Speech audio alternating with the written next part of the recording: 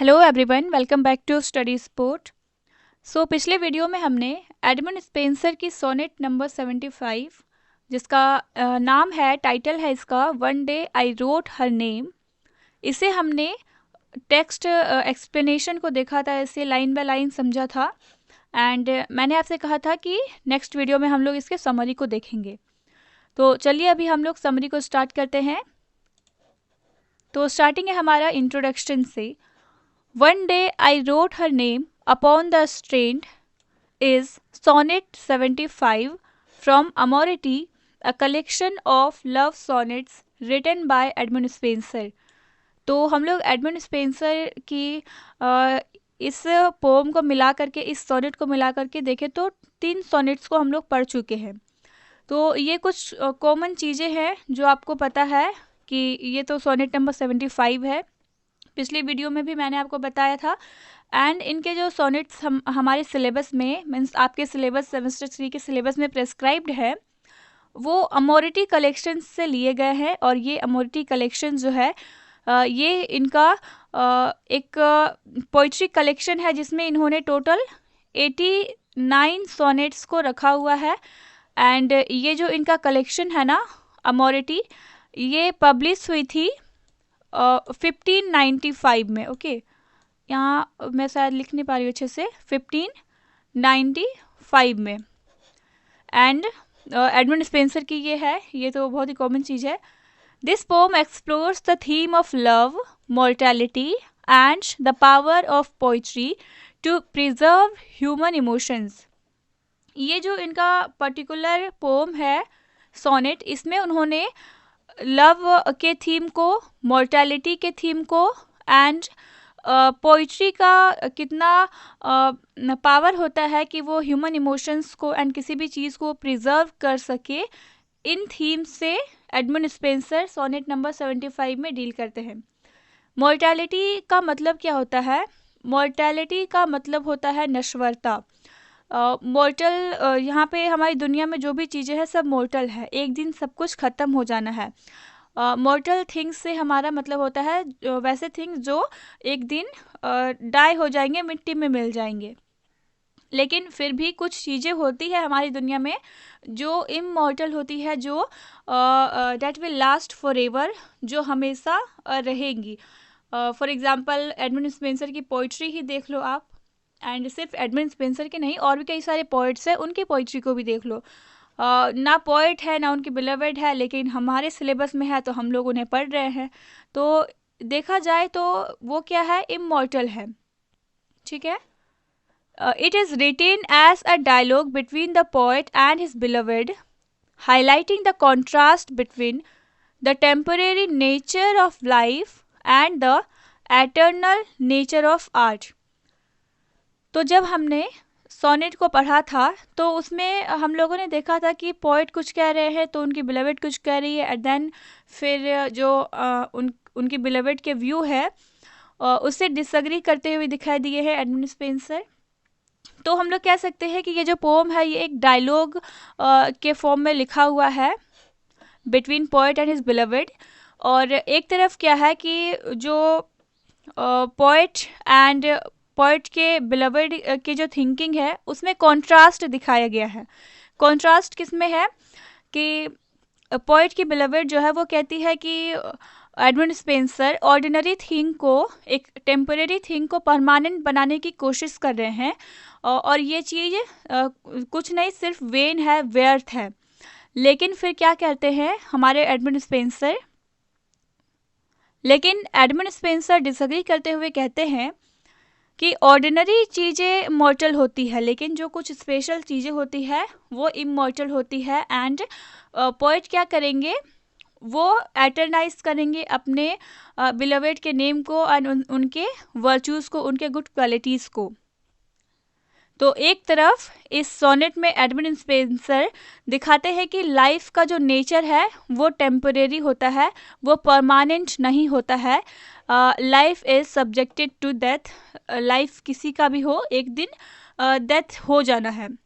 लेकिन दूसरी तरफ क्या है कि पॉइंट बताते हैं एटर्नल नेचर आर्ट का, कि आर्ट जो है ना उसका नेचर एटर्नल होता है। हम लोग आर्ट के थ्रू किसी भी चीज़ को प्रिजर्व कर सकते हैं, उसे इमॉर्टल बना सकते हैं। ओके, आई होप आपको इंट्रोडक्शन अच्छे से समझ में आया होगा। अब बढ़ते हैं, हम लोग थोड़ा सा पोएट के बारे में जान लेते हैं। वैसे हम लोग पोएट के बारे में पढ़ते आए हैं तो आपको बहुत ही चीज़ें और अच्छे से समझ में आ जाएंगी। Edmund Spenser was an English poet best known for his epic poem The Fairy Queen. He was a key figure in the Elizabethan literary movement and is considered one of the greatest poets of English Renaissance. तो Edmund Spenser अपने epic poem the Faerie Queene के लिए सबसे ज़्यादा जाने जाते हैं। The Faerie Queene के लिए ही उन्हें सबसे ज़्यादा प्रसिद्धि मिली थी और एडमंड स्पेंसर एक की फिगर माने जाते हैं एलिजाबेथन लिटरेरी मूवमेंट में। एंड एलिजाबेथन एरा रेनेसेंस में ही आता है। रेनेसेंस के टाइम में ही क्वीन एलिजाबेथ भी थी, उनका शासन चल रहा था। His Amoretti sonnet sequence which includes sonnet 75 was dedicated to his courtship and love for his wife Elizabeth Boyle। और अमोरिटी में जो उनका सोनेट नंबर 75 पब्लिश हुआ है ये डेडिकेटेड था उनके कोर्टशिप एंड लव को जो उनका एलिजाबेथ बॉयल के साथ था। एंड एलिजाबेथ बॉयल बाद में उनकी वाइफ बनती है। अब हम लोग स्टार्ट करते हैं समरी को पढ़ना। The pome begins with the poet describing his attempt to write his beloved's name on the shore। shore means strand। तो इस पोम की शुरुआत कैसे होती है? पोइट तो सबसे पहले स्टार्ट करते हैं डिस्क्रिप्शन देना, डिस्क्राइब करते हैं उनके अटेम्प्ट को कि वो किस तरीके से ट्राई कर रहे थे अपने बिलोवेड के नेम को उस स्ट्रेंड मीन्स शोर पर लिखने का, समुद्र के किनारे लिखने का। However, the waves wash it away। लेकिन वो जो वेव्स थी, जो समुद्र की लहरें थी, वो क्या करती है उनके बिलोवेड के नेम को धो देती है। Undeterred, he tries again, but the tide erases it once more। अब क्या होता है, पोएट जो है वो डिस्करेज नहीं हो जाते हैं, वो फिर से ट्राई करते हैं। वो डिटरमाइंडेड थे कि वो अपने बिलोवेड के नेम को इमॉर्टलाइज करेंगे वहाँ समुद्र के किनारे लिखकर। लेकिन फिर से क्या होता है, समुद्र की लहर फिर से आती है एंड उनके नेम को मिटा जाती है। This simple act symbolises the fleeting nature of human life. Just as writing on sand disappears, so does human existence with the passage of time.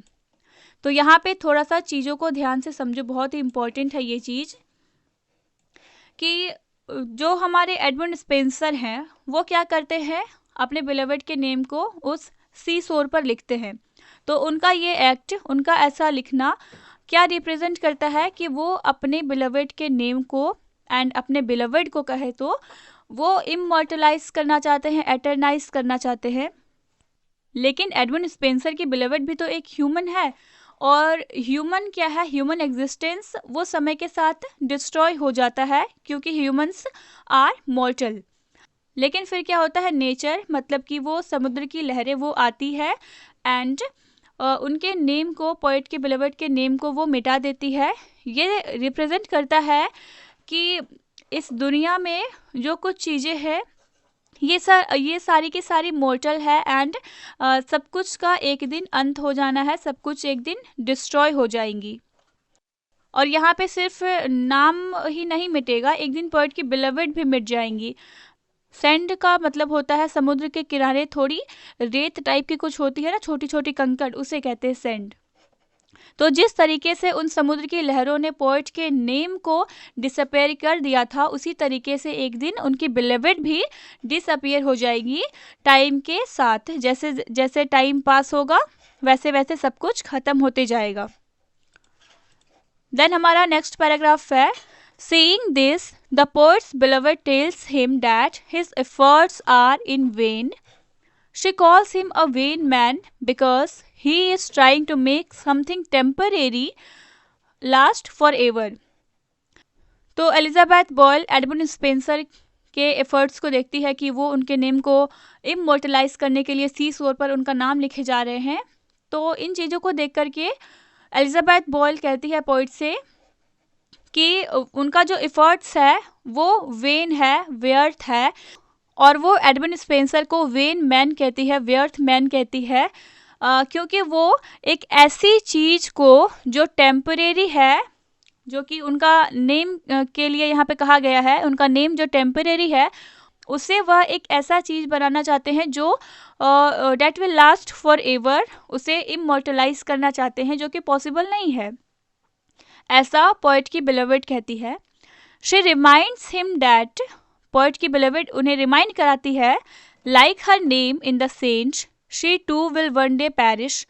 वो कहती है कि जिस तरीके से उनका नेम जो सेंट पर उन्होंने लिखा था वो जिस तरीके से डिसअपेयर हो गई है, ठीक उसी तरह से पोएट की बिलोवेड भी पैरिश हो जाएंगी, नष्ट हो जाएंगी।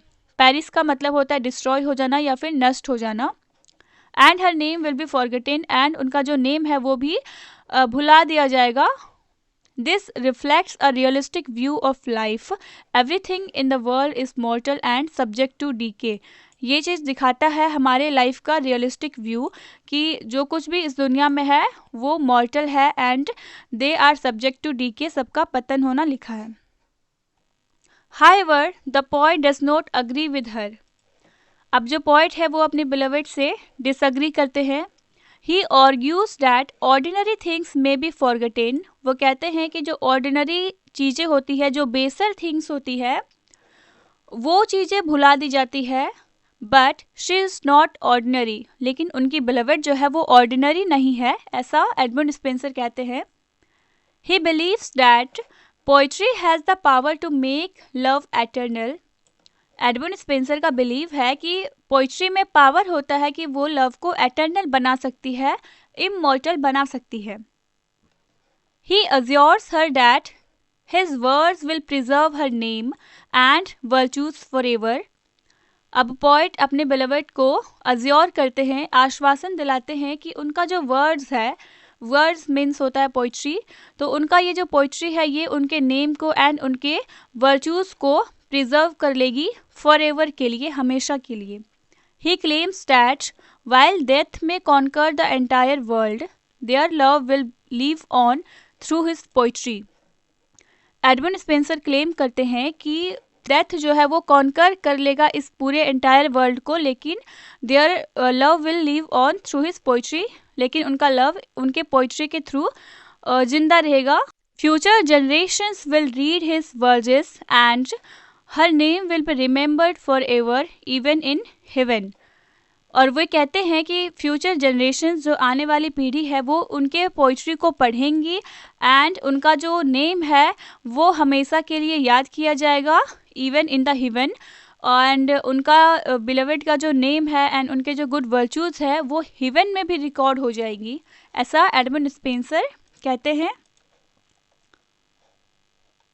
This pome conveys an important message about the power of art and literature. और ये जो पोम है ये कन्वे करती है एक बहुत ही इम्पॉर्टेंट मैसेज। ये मैसेज है कि आर्ट एंड लिटरेचर का कितना पावर होता है कि वो किसी भी चीज़ को प्रिजर्व कर सकती है, इमॉर्टल बना सकती है। While human life is temporary, human life जो है वो टेम्परेरी होती है। Poetry has the ability to make emotions, love and beauty last beyond the death.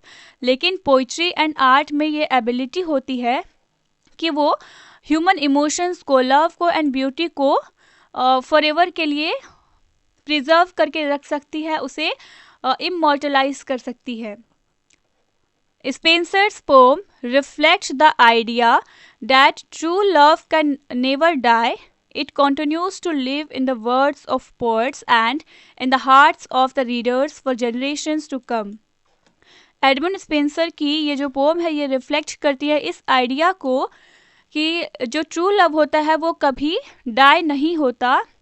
जो ट्रू लव होती है वो जिंदा रहती है पोइट्स के वर्ड्स में, पोइट्स के पोइट्री में, एंड रीडर्स के हार्ट में फॉर जनरेशन्स टू कम। आने वाली जनरेशन्स, जो लोग पढ़ते जाएंगे, अभी हम लोग पढ़ रहे हैं, हमारे बाद की जनरेशन पढ़ेंगी, हम लोग मर जाएंगे, लेकिन पोइट ने जो लिखा है वो कभी नहीं मरेगा, ऐसा कहने का मतलब है। ओके, एंड देन हम लोग थोड़ा सा थीम को देख लेते हैं। वैसे थीम्स पर मैं एक सेपरेट वीडियो बना दूंगी, अभी सिर्फ हम लोग हेडिंग्स को पढ़ लेते हैं। सो सबसे पहला थीम है हमारा mortality and the passage of time, love and immortality, power of poetry and art, nature versus human efforts, faith in literary legacy. And then आता है हमारा छोटा सा conclusion. The poem beautifully expresses the idea that while human life and worldly things are temporary, poetry has a power to immortalize love and beauty.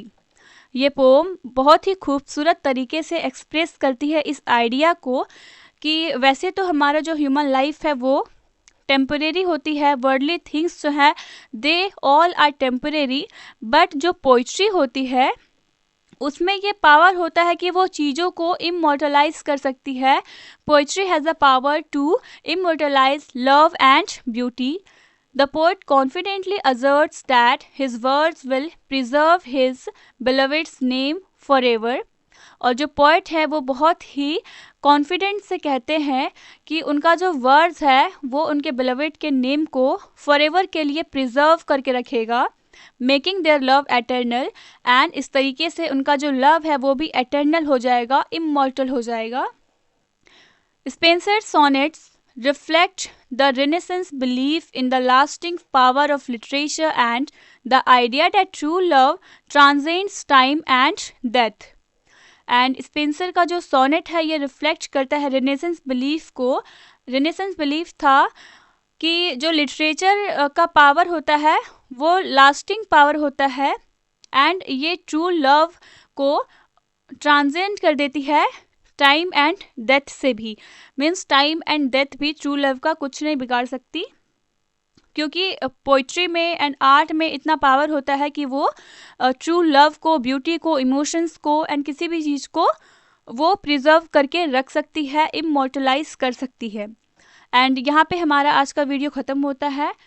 I hope video के through आपकी help हुई हो, and इस video के through आपका ये जो sonnet number 75 है एडमंड स्पेंसर का, ये आपको अच्छे से समझ में आ गया होगा। फिर भी अगर आपको कुछ डाउट हो then feel free to ask in the comment box, I will definitely respond you. And मिलते हैं नेक्स्ट वीडियो में। Till then keep watching and keep learning, and thank you for watching the video.